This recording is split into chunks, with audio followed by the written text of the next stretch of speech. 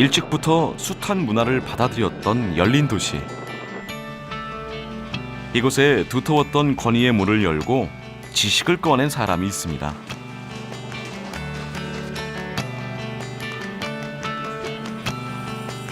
전략 집단 분석을 했죠. 여느 곳과 다를 바 없는 대학의 강의실 풍경. 제품이 잘 팔릴 것지만 잘 안 팔려. 이렇게 시장에 사라져.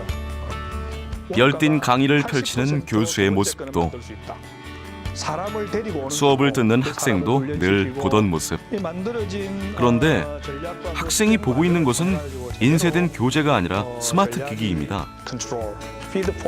이제 보니 강의실의 모든 학생들은 두꺼운 교재 대신 스마트 기기를 보고 있군요. 핵심적인 역량은 뭐냐면 무거운 책 들고 다닐 필요 없이 수업 들을 때도 편하고 가지고 다니기도 편하고 그래서 좋은 것 같아요. 교과서나 뽑아온 프린트물로 수업할 때는 필기도 되게 많이 놓치고 교수님 설명도 제대로 집중 못하고 할 때가 많았는데 앱으로 들으니까 타자로 칠 수 있으니까, 그리고 터치로 간편하게 넘길 수 있으니까 되게 수업에 집중을 더 잘할 수 있었고, 학생들에게서 참을 수 없었던 교재의 무거움을 덜어준 장본인은 부산대학교 경영학과 조영복 교수. 그는 지금 교과서 공유 운동을 펼치고 있습니다. 원론이나 개론 수준의 이런 그 교과서들은 자기 자신의 어떤 그 저작물이라기보다는 앞에 있었던 많은 사람들이나 혹은 그 연구자들의 연구 결과가 집적된 게 아닌가 이렇게 생각을 하거든요.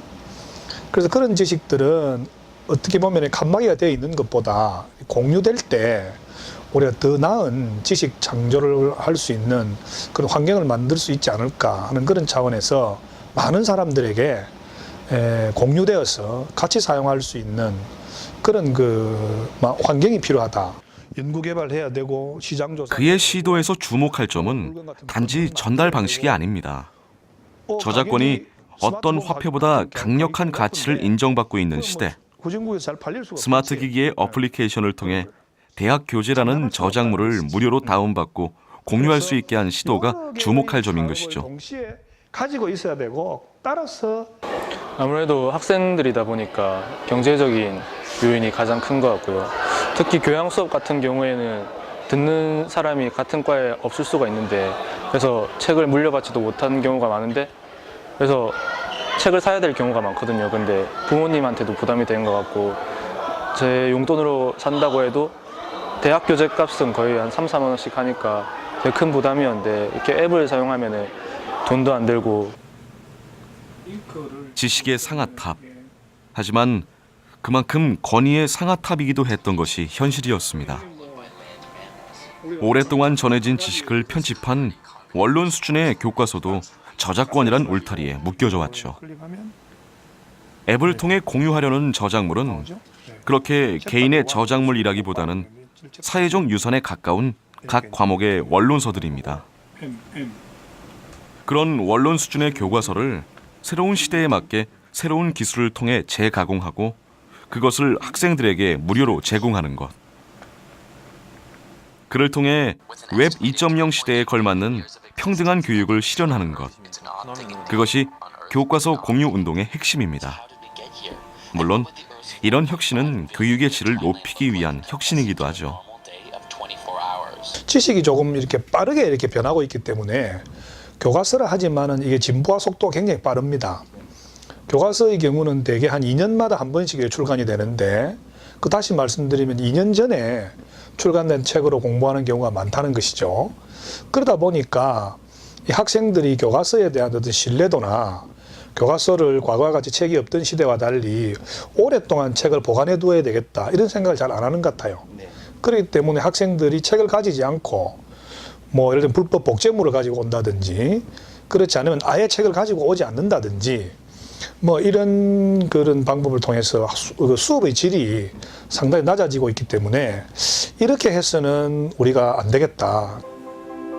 조영복 교수의 시도는 자신의 책에 대한 저작권을 포기하는 것부터 시작됐습니다. 자신의 저서 경영학 원론을 지난해부터 공유와 협력의 교과서 1호로 제작해 완성한 상태. 게다가 수정판 개정에 최소 2년이 걸렸던 과거에 비해 앱 교재는 25초마다 내용을 업그레이드할 수 있습니다. 우리가 이때까지 교과서를 수십 년간 바라왔던 어떤 생각의 틀을 좀 바꾸자. 그래서 우리가 교과서를 출판하고 책을 쓰고 출판하고 그것을 학생들이 사서 이때까지 전통적으로 수업했던 방식에서 벗어나서 엘빈 토플가 이야기했듯이 지식은 무한적으로 확산이 될 수 있는 이런 속성을 갖고 있기 때문에 온라인을 통해서 또는 웹상에 있어서 또는 모바일상을 통해서 이런 교과서를 공유함으로써 또 그리고 확대 재생산할 수 있다는 가장 큰 장점이 있거든요. 인적 자원을 채용하는 데 있어서 어떤 전략을 취하고 공유와 협력의 교과서 만들기 운동본부를 설립해 본격적으로 공유 운동을 펼치고 있는 조용복 교수. MBA들도 우리가 뽑아가지고 앞으로 그의 포부는 공유 운동의 뜻을 같이 하는 교수 100명을 모아 전공별 무료 교과서의 100개를 만드는 것. 기업 수준, 과연 그의 바람은 이루어질 수 있을까요? 실시간으로 이렇게 어느 곳보다 높고 두터웠던 지식의 상아탑. 그곳에서도 지금 변화의 물결이 일렁이고 있습니다. 비경제적 보상 이런 것들 준다는 것이지. 여러 가지 면에서 공유 경제가 사실은 어떻게 보면 하나의 화두로 다가오는데 그 가운데 하나는 우리가 가지고 있는 자원이 이미 많이 존재한다는 겁니다.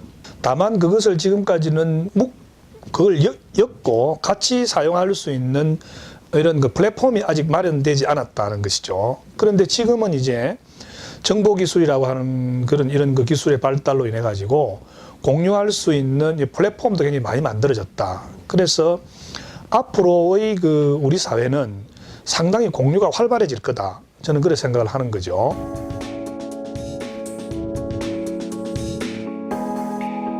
보이지 않는 바람의 존재를 느끼게 하는 것은 나부끼는 풍경들. 어쩌면 우리가 생각하는 것보다 변화는 이미 우리 삶 가까이에 와 있는지 모릅니다.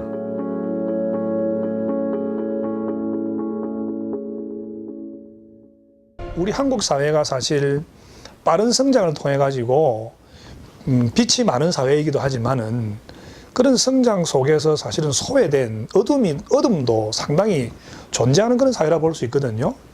그래서 그런 것을 우리가 어떻게 치유할 것이냐.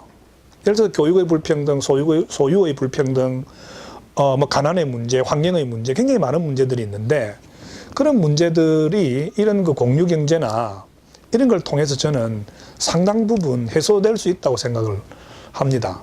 예. 더 나은 사회로 갈 수 있는 거죠.